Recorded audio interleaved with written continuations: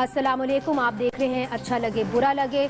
हमारा पहला मौजू पाकिस्तान कराची से बन्नू और बन्नू से रावलपिंडी दहशतगर्दी की लपेट में है। कल बन्नू गैरिसन के धमाके में 26 फौजी जवान शहीद और 30 जख्मी हो गए। आज आरे बाजार रावलपिंडी में GHQ से सिर्फ 15 मीटर की दूरी पर एक और धमाका हुआ जिसमें 13 लोग शहीद हो चुके हैं। दोनों धमाकों की जिम्मेदारी तहरीके तालिबान पाकिस्तान ने कबूल कर ली है। TTP के तर्जुमान शाहिदुल्लाह शाहिद ने कहा है कि इस तरह के और धमाके किए जाएंगे।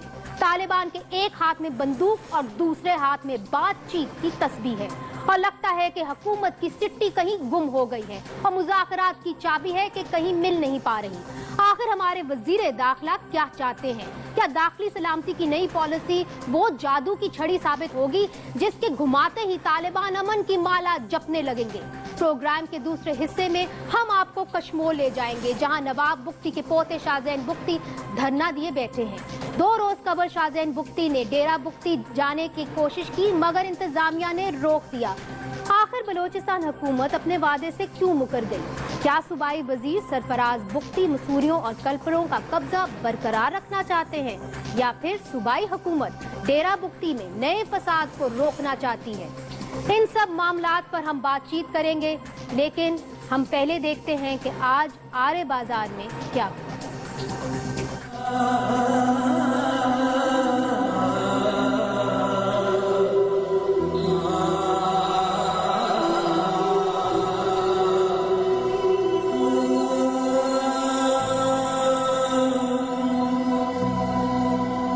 अमन का ख्वाब एक बार फिर चकनाचूर। अवाम को तहफ़्फ़ुज़ फराहम करने वाले 24 घंटों में दूसरी बार दहशतगर्दी का निशाना बन गए। बन्नू में खून और आग का बाजार गर्म करने के बाद दहशतगर्दों ने रावलपिंडी के असास इलाके के मसरूफ आरे बाजार में मासूम लोगों को दहशतगर्दी की भेंट चढ़ा दिया। इस खुदकुश हमले में 13 अफराद जाँ बहक और मुतअद्दिद जख्मी हुए। हमले में शहीद होने वालों में ज्यादातर अफराद उन अफराद की है जो GHQ में काम करते थे। अमन के दुश्मनों ने GHQ के करीब वाक़या आरे बाजार को अब तक 5 बार निशाना बनाया और सैकड़ों हंसते बसते घर उजाड़ दिए। तहरीके तालिबान पाकिस्तान ने हमले की जिम्मेदारी कबूल कर ली। मैं मुँह हाथ धो रहा था तो आवाज़ आई है। छोटी बहन कहती है अम्मी पता करें छोटे का, लगता है वो धमाका हो गया। बेबस अवाम अपने प्यारों की लाशें उठाते अमन का ख्वाब शर्मिंदा ताबीर होने के मुंतजिर हैं, लेकिन हुकूमत अमन मुज़ाकरात शुरू करने में अवाम से ज्यादा बेबस नजर आ रही है और बढ़ती हुई दहशतगर्दी से अमन कायम होने की अवामी उम्मीदें दिन ब दिन दम तोड़ती जा रही हैं।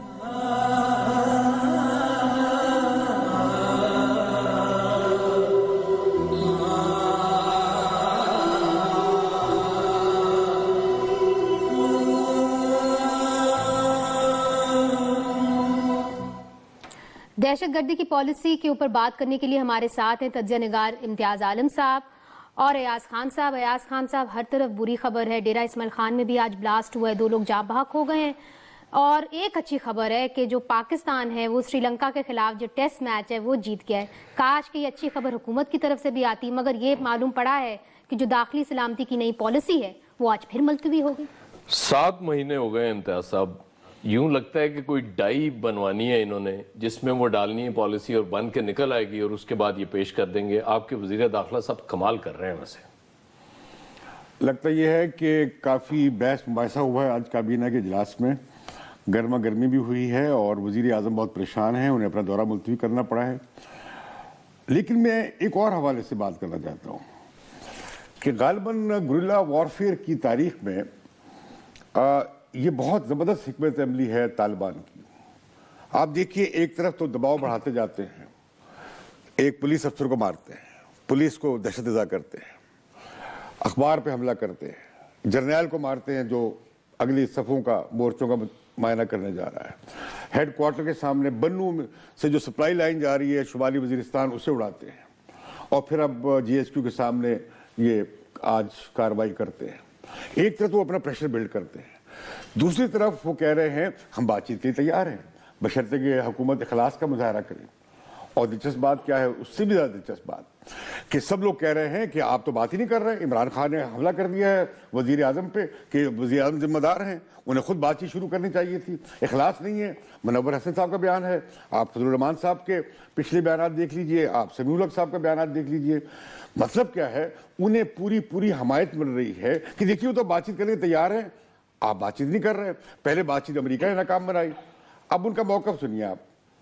وہ کہتے ہیں کہ آپ ڈرون حملے بند کروائیں، بند کر دیں. اب جو ہمارے وزیر داخلہ ہیں وہ بھی ڈرون حملوں کو جواز بناتے ہیں کہ جی اس کی وجہ سے ڈسرپٹ ہو گیا. عمران خان سپلائی لائن روک دیتے ہیں. ایڈوانٹیج کس کا ہے؟ طالبان کا. نہیں لیکن طالبان پہ جو دباؤ جہاں سے پڑے گا اس پر یہ ہمارے لوگ، ہمارا ملک پوری طرح سے تقسیم ہو گیا ہے اور زیادہ تر لوگ ان کی حمایت کر رہے ہیں. ان کی حکمت عملی تو جو بھی ہے یہ آپ کی حکومت کی نالائکی ہے، اور اگر وہ ڈرون حملے بند کرنے کا مطالبہ کرتے ہیں تو یہ آپ کے پرائم منسٹر صاحب الیکشن جیت کے اسی بنیاد پہ آئے تھے کہ میں ڈرون حملے بند کراؤں گا. دیکھیے انہوں نے کہا تھا اس کے لیے آواز اٹھائیں گے، وہ لے گئے. اچھا اب یو این میں لے گئے، آواز اٹھائی، بڑی آواز اٹھائی انہوں نے. نہیں اب دیکھیے شور مچ گیا اس کا، کان پھٹ گئے ہمارے، اتنی تیز آواز اب اٹھائی. وہ یو این میں لے گئے. اب اگر آپ کچھ لوگ کہتے ہیں کہ سیکیورٹی کونسل میں کیوں لے کر گئے، ان لوگوں کو یہ نہیں پتا، معصوم لوگوں کو، کہ سیکیورٹی کونسل میں لے کر جاتے یا جائیں تو وہاں پر آئے گا پہلے قراردادیں موجود ہیں کہ آپ کی زمین دوسرے ملک کے خلاف استعمال نہیں ہو سکتی، اور الٹا کیا ہوگا، آپ کے خلاف سینکشن لگ جائیں گی، آپ کے خلاف ریزولوشن پاس ہو جائے گا. یہ لوگوں کو پتہ نہیں. اس کا یہ رد عمل ہو سکتا ہے. آپ نے وزیر اعظم صاحب کو کریڈٹ دے دیا کہ وہ نہیں گئے باہر، دورے پہ نہیں گئے، تو وہ تو عمران خان کے پریشر کی وجہ سے نہیں گئے. میں یہی کہنے لگی. دیکھیے ایک اب سیاستدان جو ہوتا ہے، منتخب سیاستدان، وہ عوام کی رائے کا احترام کرتا ہے. میاں صاحب پہ پہلے اعتراض کیا جا رہا تھا، پہلے یاد ہوگا زرداری صاحب پہ جو وہ گئے تھے فرانس، کہیں گئے تھے اپنے محل وحل دیکھنے، تو پیچھے سے کچھ کارروائی ہو گئی تھی تو سیلاب آ گیا تھا. تو ظاہر ہے کہ پورا میڈیا چکنا ہے، وہ سوال اٹھائے گا. میں پھر آتا ہوں کہ اب آپ دیکھیے کہ افغانستان پاکستان کا بارڈر میں دونوں طرف کارروائیاں ہو رہی ہیں، دونوں طرف انہیں سینکچوریز مل گئی ہیں. افغان طالبان کارروائی کرتے ہیں ادھر آ جاتے ہیں، یہ کارروائی کرتے ہیں ادھر چلے جاتے ہیں.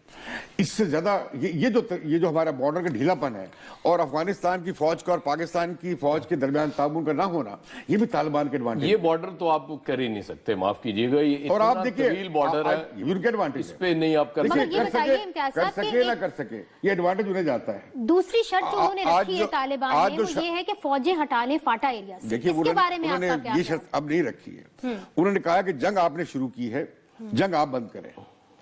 مطلب کیا ہے کہ جنگ کا مدعا بھی انہوں نے ادھر ڈال دیا ہے پاکستان پہ، اور آپ نے بند کی تھی، آپ بند کریں. ہم نے شروع نہیں کی، وہ جنگ بند نہیں کر رہے، ہم نے جنگ بند کی ہوئی ایک طرح سے. صرف فوج نے ریٹیلیٹ کیا. جب آپ کو یاد ہے کہ شمالی وزیرستان میں حملہ ہوا، جب وہ نماز پڑھ رہے تھے فوجی اور لینے کے لیے گئے تو اس پر حملہ کر دیا وہاں پہ، اس کے بعد وہ ریٹیلیٹ کیا. کل بھی ریٹیلیٹ کیا فوج نے. امتیاز صاحب مجھے یہ بتائیں کہ کیا یہ ہمارے ساتھ بریگیڈیئر اسد امین ہیں، ان سے پوچھتے ہیں کہ یہ جو زبردست پالیسی ہے طالبان کی، اس کا رد، اس کا کیا توڑ ہو، اور وزیر اعظم جو کہہ رہے ہیں غیر معمولی صورتحال میں غیر معمولی حل، وہ کیا ہو سکتا ہے؟ اسد منیر صاحب. دیکھیں جی، طالبان کا جو مقصد ہے وہ اس میں بہت کلیئر ہے. 2002 سے وہ شروع ہوئے ہیں، ان کو ایگزیکٹلی پتہ ہے کہ انہوں نے کیا کرنا ہے. ان کا میڈیا بھی بہت زیادہ افیکٹو ہے، وہ لوگوں کے گلے کاٹتے ہیں، پھر بھی ہم ان کو بولتے ہیں کہ یہ ہمارے بھائی ہیں. وہ اسکول تباہ کرتے ہیں اور ہم بولتے ہیں کہ یہ بگڑے ہوئے بچے ہیں. وہ مارکیٹوں میں، مسجدوں میں، ہر جگہ وہ لوگ معصوم پاکستانیوں کو مارتے ہیں، اور ہم بولتے ہیں کہ یہ امریکہ کی وجہ سے ہے.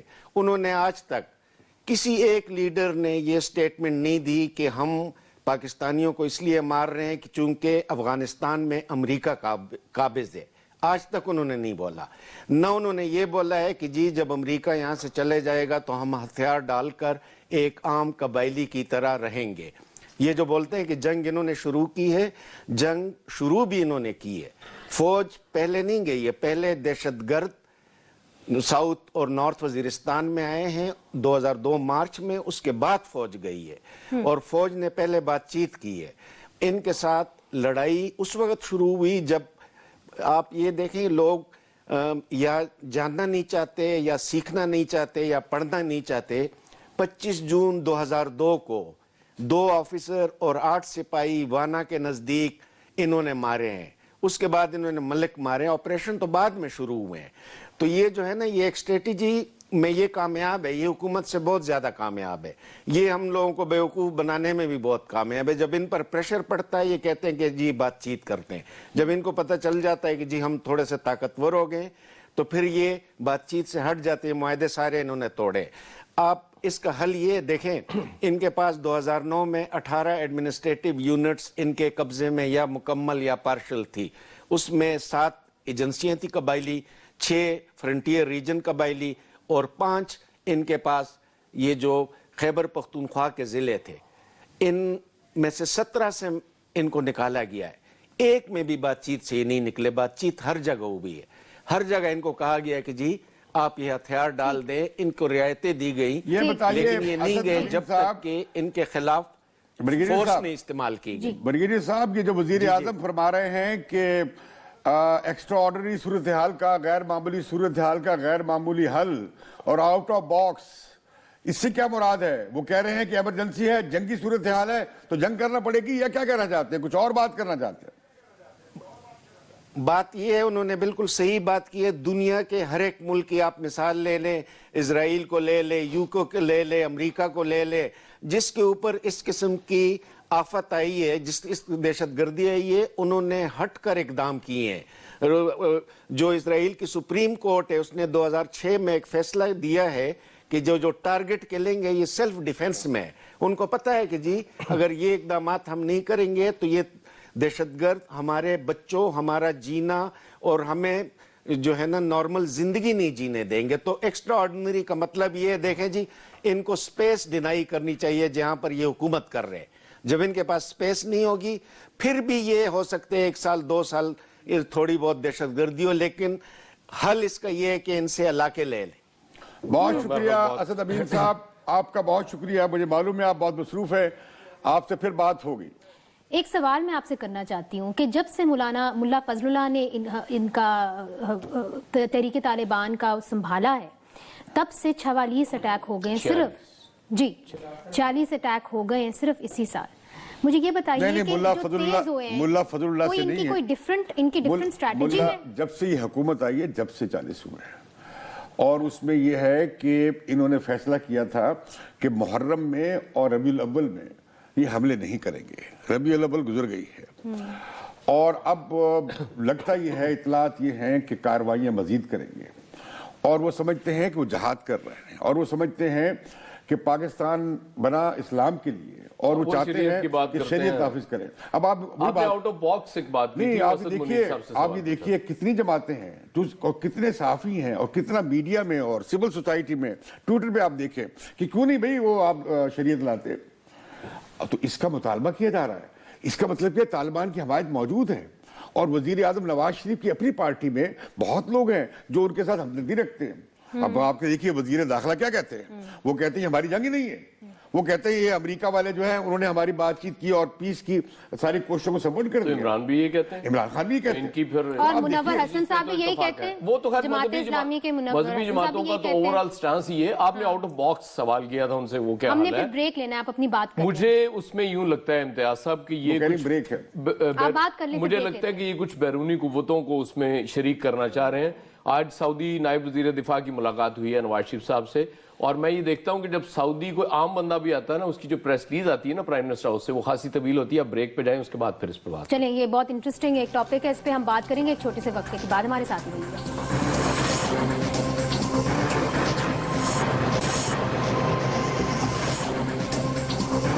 Welcome back. آپ دیکھ رہے ہیں اچھا لگے برا لگے.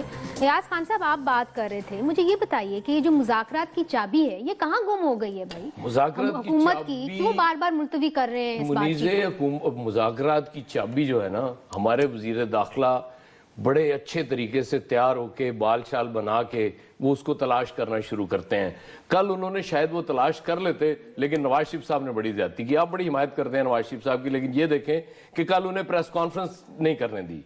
وہ کم از کم پونا گھنٹہ سکرینز پہ رہتے, پریس کانفرنس کرتے, کو ماحول بن جاتا, شاید اسی میں وہ چابی بھی ڈھونڈ کے وہ دے دیتے آپ کو. دیکھیے میں یہ جو پالیسی ہے, پہلے ایک سیکشن افسر نے پالیسی بنائی, उसने वो पुरानी पॉलिसी बनाई हुई थी, झाड़ झूड़ के आगे पीछे इंट्रो चेंज करके नतायज करके पेश कर दिया।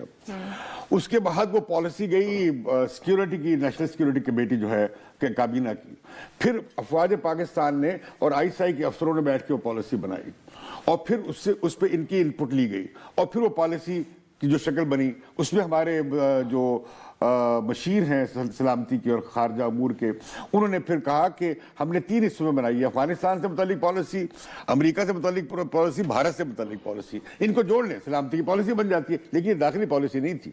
तो वो जब दाखिली पॉलिसी जब अब काबीना में आई तो उससे बड़े सवाल उठे, क्योंकि अब जो उस पॉलिसी, अगर पॉलिसी मंजूर हो जाए मिसाल के तौर पे, तो उसके पास तो कोई ऐसी जादू की छड़ी नहीं है उस पॉलिसी के पास कि वो तालिबान फौरन बातचीत के लिए मगर इम्तियाज साहब, जो बातें निकली हैं, जो इनकी आपस में मुज़ाकरात, जो बातचीत हुई है मियां नवाज शरीफ की इस मीटिंग के अंदर, उनके अंदर तो उन्होंने बात की है जदीद टेक्नोलॉजी की। उन्होंने कहा है कि हम इंटेलिजेंस गैदरिंग को और मजीद बेहतर बनाएंगे, 28 बिलियन रुपए हम रख देंगे। इसके अलावा तो कोई और बात नहीं। बात यह है कि 7 महीने हो गए हैं, पॉलिसी अभी तक आप उसको फाइनल नहीं कर सके। वो 3 महीने और लग गए, 10 महीने हो जाएंगे, उसके बाद 1 साल लगेगा वो फोर्स बनाने के लिए। मगर सरदार अजीज का बयान भी उसके अंदर ये मामला हिकमत अमली का नहीं है, ये मामला है तैयारी का। आप जंग की हालत में हैं, तालिबान ने जंग का आपको खुला खुला बिगल बजाया हुआ है। वो कह रहे हैं हम ये कार्रवाई जारी रखेंगे। वो पूरे पाकिस्तान के अवाम को अपील कर रहे हैं कि हम तो उस काम के लिए काम करें जिसके लिए पाकिस्तान बना। इसका नजरियाती तोड़ क्या है? क्या हुकूमत के पास वो बयानिया है? क्या हुकूमत के पास वो दलील है कि जिना के पाकिस्तान का तस्वर क्या था और ये तस्वर कैसा है? क्या ये कहेंगे कि जी दहशत गर्दी हमारे मुल्क के लिए बड़ा चैलेंज बन गई है, बड़ा खतरा बन गई है? क्या वो समझेंगे कि जिस तरह तालिबान कर रहे हैं उनका तोड़ वो तलाश करें? ये है हिकमत अमली की बात। दूसरी बात क्या है कि ये जो कह रहे हैं एक साल, भाई आपने 1 साल के बाद तो आपने तैयार करनी है वो जो रैपिड डिप्लॉयमेंट फोर्स है वो आप बनाएंगे, उसकी तैयारी करेंगे और एक ऑर्डिनेंस भी पास करनी है। नहीं, वो एक और बात है, वो तो हो जाएगा। लेकिन ये जो 1 साल का वक्त दिया गया है, वो कहते हैं अगर जराए मिल जाए तो 6 महीने में हो सकता है। भला 6 महीने में एक नई rapid deployment force, anti terrorist force तैयार हो सकती है? नहीं, जबकि आप देखिए हर मिलिट्री सेंटर में हमारे एसएसजी कमांडो की फोर्स मौजूद है। उसकी क्यों नहीं सेंट्रलाइज कमांड बना के आप कर लेते? अभी तक ये जो नेक्टा है, जो नेशनल एंटी टेररिज्म अथॉरिटी है, उसका इसमें सरबराही कोई नहीं है। और अभी कहते हैं वो हम इंटेलिजेंस ब्यूरो बनाएंगे।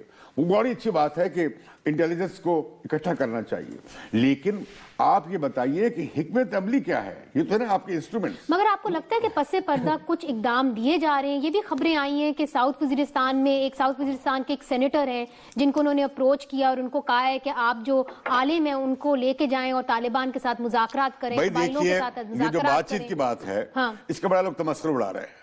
ये बातचीत उन लोगों से कर रहे हैं जो पहले ही हमारी रियासत के पेरोल पे थे, जो पहले ही हमारे अच्छे तालिबान हैं, जैसे गुल बहादुर है, मुल्ला नजीर है, तो आपके अब असमतुल्लाह माविया चाहते हैं जिन्होंने हटकर प्रेस कॉन्फ्रेंस की, अब ये कारी जियाउर रहमान है। इस तरह के और लोग जो पहले ही इनके साथ हमारी रियासत के नजर में वो अच्छे तालिबान शुमार होते हैं, उनके अलावा बात तो नहीं हो रही। फजलुल्लाह से डायरेक्टली कोई बात नहीं हुई? आपके कहने का ये नहीं, अभी कोई फजलुल्लाह से डायरेक्टली कोई शाहिदुल्लाह शाहिद से डायरेक्ट बात नहीं की, फजलुल्लाह से कहां करनी है इन्होंने? मेरी बात सुनिए कि जो ये वो जब आपने परसों आपने देखा जो वजीर दाखिला ने कहा कि हमसे तो बातचीत करने के तैयार ही नहीं है, वो चाबी नहीं है जिसके जरिए बात मैं इसी बताए। फिर मियां साहब ने बेचारों ने कहा कि वो इमरान खान बात कर लें, समीउल हक बात कर लें, मुनव्वर हसन बात कर लें। उस पर इमरान खान ने कहा मेरे पास तो हुकूमत नहीं है, मुझे फौज का इख्तियार दे दो। कहते हैं इख्तियार दें तो ठीक है, इमरान का मुतालबा गलत नहीं है, आप इख्तियार दें। अच्छा, मेरे ख्याल में देखिए इम्तियाज साहब, मेरे ख्याल में इम्तियाज वो जो इमरान का ये मुतालबा था ना, इनको कोई दफ्तर बना दिया जाए, वो भी मुतालबा ठीक था। अच्छा, एटलीस्ट वो लोग तो सामने आए हमारे जिनसे मुज़ाकरात इन्होंने करने हैं हुकूमत ने। मगर जो उनके हालात इतने ज्यादा ग्रुप हैं कि कोई 42 ऑफिसेज खुल जाएंगे उस तरह। तो अब जो एजेंडा तय हो गए, हुकूमत और रियासत पाकिस्तान के आइन से नहीं हट सकती, वो कानून की हुक्मरानी से नहीं हट सकती। कोई रियासत अपने इलाके पर अपनी रिट से पीछे नहीं हट सकती, इलाका नहीं छोड़ सकती। ये कश्मीर पे क्या झगड़ा चल रहा है, ये फलस्तीन का और इसराइल का झगड़ा क्या चल रहा है कि कोई रियासत अपनी टेरिटरी नहीं छोड़, जिसका मतलब ये है कि ये अपनी फौजें वापस नहीं बुलाएंगे उन इलाकों से। बिल्कुल ही बुलाएंगे। आप देखिए, फिर मुज़ाकरात कैसे करेंगे? की तो कंडीशंस ही यही है, तालिबान यही तो कह रहे हैं कि ये कंडीशंस होंगे। क्या तालिबान मुज़ाकरात पे इत्तफाक करते हुए लड़ाई नहीं लड़ रहे? صبح شام کاروائیاں کر رہے ہیں. انہوں نے کہا مزید بڑھائیں گے, کاروائیاں کریں گے. یہ بہت اچھی ٹیکٹک ہے ان کی. یہ بھی کرتے, بات چیت کی دعوت بھی دیتے, بات چیت شروع بھی ہو جاتی, اور ساتھ کے ساتھ شہریوں کا اور ریاست کا کی سلامتی کا تحفظ بھی کرتے. ان کے لیے یہ بھی ایک چوائس تھی. لیکن انہوں نے یہ نہیں کیا.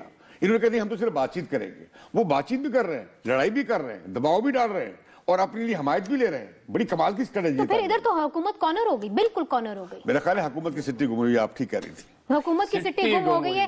اس بات کے اوپر مجھے ایک بریک لینے دیں, اور بریک کے بعد ہم نے کشمور کی طرف جانا ہے, چونکہ وہاں پہ شاہزین بگٹی جو ہیں دھرنا دیے بیٹھے ہیں, ان کے کچھ مطالبات ہیں, وہاں پہ بھی ایک صورتحال گمبھیر ہے. اس پہ ہم بات چیت کریں گے ایک چھوٹے سے وقت کے بعد. Welcome back. آپ دیکھ رہے ہیں اچھا لگے برا لگے. ہم آپ کو لے کے جا رہے ہیں کشمور, جہاں نواب بگٹی کے پوتے شاہزین بگٹی دھرنا دیے بیٹھے ہیں, اور 2 روز قبل بگٹی ڈیرہ بگٹی جانے کی وہ کوشش کر رہے تھے, مگر انتظامیہ نے ان کو وہاں پہ روک دیا ہے. شاہزین بگٹی ہمیں فون لائن پہ جوائن کر رہے ہیں. بہت شکریہ شاہزین صاحب ہمیں جوائن کرنے کا. یہ بتائیے کہ اس وقت یہ مطالبہ آپ کی طرف سے کیا جا رہا ہے کہ آپ کو ڈیرہ بگٹی انٹر نہیں, حکومت جو ہے وہ انٹر نہیں کرنے دے رہی, مگر یہ کہا جا رہا ہے حکومت کی طرف سے, ہمارے سورسز ہمیں بتا رہے ہیں کہ اس لیے آپ کو انٹر نہیں کرنے دے رہے چونکہ آپ لوگ اس پہ آمادہ نہیں ہیں کہ آپ کے جو لوگ ہیں ان کی رجسٹریشن ہو جائے. منیجے, سب سے پہلے میں آپ سے یہ گزارش کروں گا کہ وزیر اعلیٰ بلوچستان نے میوچل انڈرسٹینڈنگ پہ یہ کہا اور وعدہ کیا جناب بگٹی مہاجرین کا ایک جینوئن مسئلہ ہے, اور آپ سب کو ہم آپ کے گھر ڈیرہ بگٹی لے جائیں گے. اور ہم نے ان سے مشاورت کے ساتھ ڈیٹ اناؤنس کیا, اور اس کے بعد جب ہم 17 تاریخ کو کشمور پہنچے, کیونکہ موسم کافی سرد ہے, تو ہم 1,75,000 IDPs نہیں بلکہ 50 to 70,000 کے درمیان فگر ہے لوگوں کا, ان کو لے کے ٹورڈز 18 تاریخ کو ڈیرہ مور سے چیک پوسٹ کی طرف روانہ ہوئے. تو وہاں ہمیں صوبائی لیویز فورس اور پولیس, ان کے ساتھ اسسٹنٹ کمشنر سوئی قاسم بگٹی نے روکا اور ہمیں کہا کہ جناب یہاں چیکنگ کروانی ہے. میں نے کہا بالکل آپ کا پورا حق ہے, ہم چیکنگ کروائیں گے. پھر انہوں نے ہم سے انٹریز مانگی. پورے پاکستان میں اگر آپ کہیں بھی جائیں تو انٹری کا سلسلہ کہیں بھی نہیں. ہاں, انٹری جب پاکستانی شہری ہندوستان جاتے ہیں, اگر آپ بمبئی لینڈ کریں اور آپ کے پاکستانی پاسپورٹ تو آپ تھانے میں جا کے رپورٹ اپنی انٹری کرواتے ہیں, اور بمبئی چھوڑنے سے پہلے آپ دوبارہ اپنی انٹری کرواتے ہیں. اسی طرح آپ اس کے بعد دہلی جائیں, وہاں انٹری ہوگی, پھر آپ نکلیں وہاں سے انٹری کریں گے. تو ہم الحمدللہ پاکستانی شہری ہیں, ہم ہندوستانی شہری نہیں ہیں کہ ہمارے ساتھ یہ برتاؤ کیا. نہیں, مگر آپ کو کیا پرابلم ہے؟ اگر وہ چاہ رہے ہیں کہ آپ انٹری کر لیں تو آپ انٹری کر لیں, اس میں کیا مشکل بات ہے؟ آپ کیوں نہیں انٹری کرنا چاہتے؟ مس منیزے, بات یہ ہے کہ انسان وہ بات کرے جو چیز پاسبل بھی ہو. وہاں 1900 گاڑیاں تھیں, 70,000 کے قریب لوگ تھے, آپ ان کو انٹری کیسے کریں گے؟ وہاں رات کو سیکیورٹی ان کو کون دے گا؟ کیا یہ 25 لیویز والے سیکیور کریں گے؟ اور اگر وہاں خدا نہ خواستہ سیکیورٹی کچھ بھی ہو سکتا تھا, اس کی ذمہ داری کیا وزیر اعلیٰ عبد المالک بلوچ صاحب لے سکتے ہیں؟ کیا وہاں کمشنر یہ ذمہ داری قبول کرے گا؟ آپ نہیں, اگر آپ کو جانے دیا جائے تو وہاں جھگڑے کا خطرہ ہے کہ کلپروں اور مسوریوں سے آپ کا جھگڑا ہو جائے گا, اور کلپر اور مسوری وہاں پہ اس وقت قابض بیٹھے ہیں, وہ آپ جائیں گے تو ایک فساد پیدا نہیں ہوگا؟ آپ کون سا بول رہے ہیں؟ میں نے پہچانا نہیں. امتیاز عالم صاحب بات کر رہے ہیں, تجزیہ نگار, یہ آپ سے سوال کر رہے ہیں. جی امتیاز صاحب, جہاں تک ہمارا رفت جو ہے سب سے بڑا قتل و غارت آپس میں کلپر کے ساتھ ہوا ہے, تو کلپر ہمارے ساتھ ابھی بیٹھا ہے. جو پہلے پرانا 25 سال والا جنگ کا کلپر قبیلے کا پورے کا چیف وڈیرا جلالان بیٹھا ہے, اور یہ اپنا پوائنٹ آف ویو ابھی آپ کو خود بتاتے ہیں. اگر آپ نہیں, یہ ہم ان کے پوائنٹ آف ویو, آپ کا پوائنٹ آف ویو زیادہ اہم ہے, ہم آپ کے پوائنٹ آف ویو پہ ہی بات کریں گے. بہت بہت شکریہ شاہزین بگٹی صاحب ہم سے بات کرنے کا. یہ ان لائسنس گنز کا بھی کچھ معاملہ ہے. نہیں, دیکھیے وہاں مسئلہ یہ ہے, وہ بھی اسلحہ کچھ کیری کر رہے تھے, وہ بھی وہ اندر نہیں ان کو لے کے جانے دے رہے تھے, یہ بھی ایک مسئلہ ہے. مسئلہ یہ ہے کہ یہ کوئی 3-3.5 ہزار لوگ ہیں, 2 سے 3 ہزار لوگ جو ان کے قافلے میں ہیں. یہ کہہ رہے ہیں 50-60 ہزار, اور وزیر اعلیٰ کہہ رہے ہیں کہ ہم نے اجازت نہیں دی تھی. میری وہاں پہ سیکرٹری داخلہ سے بات ہوئی ہے, وہ کہہ رہے ہیں کہ وہ دو مسئلے ہیں کہ ایک یہ لوگ ٹھہریں گے کہاں, پانی کہاں سے آئے گا, ٹینٹ کہاں سے آئیں گے, خوراک کہاں سے ہوگی, اس کا انتظام نہیں ہے. دوسرا انہوں نے جو بتایا کہ وہاں پہ کلیش ہو سکتا ہے. اب آپ دیکھیے جب سے نواب اکبر بگٹی کی شہادت ہوئی اس کے بعد کی صورتحال میں وہاں کل پر جنہیں پہلے اکبر بگٹی نے نکالا تھا وہ پھر بحال ہوئے, وہ بہت بڑی تعداد میں گئے, اور پھر جو مسوری ہے اور یہ جو سرفراز بگٹی جو وہاں پہ اب بنے ہیں داخلہ کے وزیر, ہوم منسٹر بنے ہیں, وہ اس پہ بہت بڑا رکاوٹ بنے ہیں کہ ہم انہیں یہاں آپ کو پتا ہے وہ اور یہ وہاں پہ کلیشز ہو سکتے وہ بھی جلا وطن تھے پچھلے دور میں. ہمارے ساتھ ہیں ہوم سیکرٹری, ہمارے ساتھ ہوم سیکرٹری میرا خیال ہے اس وقت ہمارے ساتھ نہیں ہے, مگر ہم کوشش کریں گے کہ ہم اگلے سیگمنٹ میں ہم ہوم سیکرٹری کو بھی ساتھ لیں. امتیاز صاحب بات یہ ہے کہ 15 کے قریب یہ ٹرائب ہیں, سب ٹرائب ہیں بگٹیوں کے, اور ہمیشہ یہی ہوتا ہے کہ ایک چند اندر ہوتے ہیں چند باہر ہوتے ہیں, اور یہ سلسلہ ان کا چلتا رہتا ہے. نواب جو ڈاکٹر عبد المالک بلوچ ہیں انہوں نے یہ کہا کہ ہم نے انہیں منع کیا تھا کہ نہ چھوڑ کے جائیں اب ڈیرہ بگٹی, اس کے باوجود یہ لوگ چلے گئے. اب جب چلے گئے تو پھر کس چیز کا؟ یہ تو پہلے کے گئے, انہوں نے کہا تھا ہم نے انہیں روکا تھا, انہوں نے اجازت نہیں دی. یہ جو کہہ رہے ہیں نا, نہیں اجازت نہیں دی, میری خود بات ہوئی ڈاکٹر مالک سے, وہ یہ کہہ رہے تھے کہ ہمارے پاس وہ انتظام نہیں ہے. لیکن میں بات کہنا چاہتا ہوں جس میں سب سے بڑا سیاسی معاملہ ہے کہ جو بلوچستان میں بیگانی آئی ہے اور ناراضگی پیدا ہوئی ہے, وہ اکبر بگٹی کی شہادت سے وہ بہت بڑا واقعہ جس نے دہلا دیا لوگوں کو, اور بلوچوں میں یہ بیگانگی آئی اور غصہ آیا. ہمیں سب کو مل کر پاکستان کے لوگوں کو یہ بگٹی کے ڈیرہ بگٹی کے مسئلے کا حل نکالنا چاہیے. لیکن یہ درست ہے کہ بگٹیوں نے مسوریوں پر اور کلپروں میں بھی بہت ظلم کیا. خود اکبر بگٹی کے زمانے میں کہ اکبر بگٹی کے جو ایک بیٹے تھے انہوں نے الزام لگایا تھا کلپروں کے اوپر کہ انہوں نے میرے بیٹے کو مارا ہے. ہاں ابھی ہوا, لیکن اس سے پہلے آپ کو یاد ہوگا کہ بھٹو کے زمانے سے کلپر جو تھے وہ وہاں سے نکلتے رہے, جاتے رہے, آتے رہے, وہی بڑے تکڑے ہیں, وہی بڑے عرصے سے لڑ رہے ہیں. مگر ان کو مشرف نے ان کی پشت پناہی کی تھی بگٹیوں کے خلاف, جب یہ آپریشن کے بعد انہوں نے. بگٹی تو مین ٹرائب ہے نا ان کا منیزے, اس کے بعد یہ سب ٹرائب ہیں سارے. ایک کو لڑانے کے, ایک کو لڑانے کی دوسرے کی لڑانے کی اسٹریٹجی انہوں نے مشرف نے اختیار کی تھی. بھائی یہ پوزیشن بدلتی رہی ہیں. نواب اکبر بگٹی نے بلوچستان کی پہلی قوم پرست منتخب حکومت کو الٹوانے میں بڑا کردار ادا کیا, عراقی اسلحہ کا ڈھونگ رچایا اور آ کے موچی گیٹ میں جلسہ کیا. میں نے خود جا کے جلسہ. امتیاز صاحب آپ نے فرمائش کی تھی کہ اسد گیلانی کو ہم فون لائن پہ لے آئیں, ہم لے آئے ان کو فون لائن. گیلانی صاحب بتائیں گے کہ کیا مسئلہ ہے, آپ نے جانے کیوں نہیں دیا انہیں؟ آپ نہیں چاہتے کہ ڈیرہ بگٹی کا مسئلہ حل ہو؟ نہیں جی, پہلی بات ہم کلیئر کر دیں کہ ہم بالکل چاہتے ہیں کہ لوگ جائیں, ان کا اپنا علاقہ ہے, ان کا اپنا گھر ہے, اور یہ ضرور جائیں. لیکن دو ایشوز ہیں, ایک سیکیورٹی کا ایشو ہے اور ایک ارینجمنٹس کا ایشو ہے. یہ دونوں ایشو جب سیٹل ہو جائیں گے ضرور جائیں اپنے علاقے. تو کتنا عرصہ لگے گا ان دو ایشوز کو حل کرنے میں؟ دیکھیں جی, یہ کل جس وقت تشریف لائے ہیں, پہلی بات کچھ انہوں نے پہلے ہمیں بتایا کہ ہمارے پاس 70,000 لوگ ہیں, پھر کہا جی 30,000 لوگ ہیں, موقع پہ کوئی 3-4 ہزار لوگ تھے. تو تعداد بھی کی متنازع ہے کہ تعداد کتنا ہے. تعداد تو آپ کے لیے اچھی بات ہوئی, کم لوگ ہیں انہیں ایکوموڈیٹ کرنا آسان ہوگا. بالکل صحیح ہے جی. کیا ان کے ساتھ کوئی ٹینٹ ہے, ان کے پاس کوئی ٹرانسپورٹ ہے, کوئی میڈیکل ہے, کوئی فوڈ ہے, کیا کوئی پانی کا ارینجمنٹ کیا ہے؟ آپ فراہم کر دیں. نہیں ہے. آپ فراہم کیوں نہیں کرتے؟ جی ہم کریں گے, لیکن یہی تو ہم نے کہا ہے کہ آپ ہمارے پاس ایک ارینجمنٹ کے تحت آئیں, ہم ساری چیزیں فراہم کریں گے. اسد صاحب آپ نے کہا کہ سیکیورٹی کے بھی کچھ معاملات ہیں, سیکیورٹی کے کیا معاملات ہیں یہ بیان کیجئے. جب تک یہ علاقے میں ایک پولیٹیکل سیٹلمنٹ نہیں ہوتا, ان کے مخالف جو ہیں وہ مورچہ بند بیٹھے رہیں گے, اور انہوں نے کہا ہے کہ اگر علاقے میں آئیں گے تو خون خرابہ ہوگا. ہم یہ خون خرابہ نہیں چاہتے. ٹھیک, بہت شکریہ. بہت بہت شکریہ. اسی کے اوپر میں نے ایک چھوٹا سا وقفہ لینا ہے, اور وقفے کے بعد ہم پھر سے حاضر ہوتے ہیں, ہمارے ساتھ ہی رہیے گا. Welcome back. آپ دیکھ رہے ہیں اچھا لگے برا لگے. تو منجلے میاں اور بڑے میاں, جہاں ہم اتنی بری خبروں پہ روز تجزیہ کرتے ہیں, تو آج ایک اچھی خبر پہ بھی تھوڑا سا تجزیہ کر دیں کہ پاکستان جو ہے وہ سری لنکا کے خلاف اپنا جو ٹیسٹ سیریز ہے جیت گیا. نہیں, ٹیسٹ سیریز نہیں, ڈرا کرنے میں کامیاب ہوا ہے, ٹیسٹ میچ جیتا ہے. ٹیسٹ میچ جیتا ہے. چوتھی اننگز میں امتیاز صاحب 302 رن صرف 59 اوورز میں کرنا. یہ کارنامہ زکا اشرف کا, یہ نجم سیٹھی کا ہے, یہ مصباح الحق اور ان کی ٹیم کا کارنامہ ہے. دونوں کا نہیں, یہ دونوں کا نہیں ہے. نہیں, یہ مجھے بتائیے کہ زکا اشرف کیسے آ گئے واپس؟ زکا اشرف کو جنہوں نے گھر بھجوایا تھا انہوں نے واپس لیا. ججوں نے نہیں, ججوں نے بالکل. پہلے نکالا کیوں تھا؟ یہ اس وقت اسلام آباد ہائی کورٹ کی ججمنٹ تھی نا اس کے اندر. اس وقت پھر کیا ہوا؟ اسلام آباد ہائی کورٹ کی ججمنٹ تھی, انہوں نے کہا کہ یہ ججمنٹ ہی غلط تھی. اب یہ کیا ہوا؟ اب نجم سیٹھی جو ہیں بہت بڑے پینترے باز ہیں, बड़े खिलाड़ी हैं वो। उनकी चिड़िया हमारे पास आई है। अच्छा very अगवा कर लिया आपने चिड़िया। नहीं, उनकी चिड़िया हमारे पास आई है। वो खुद तो नहीं बोलते, और कल वो मिले भी हैं वजीर आजम से। वजीर आजम का बड़ा इसरार है कि वो वापस आए किस तरीके से, लेकिन अब अदालत का फैसला क्या किया जाए।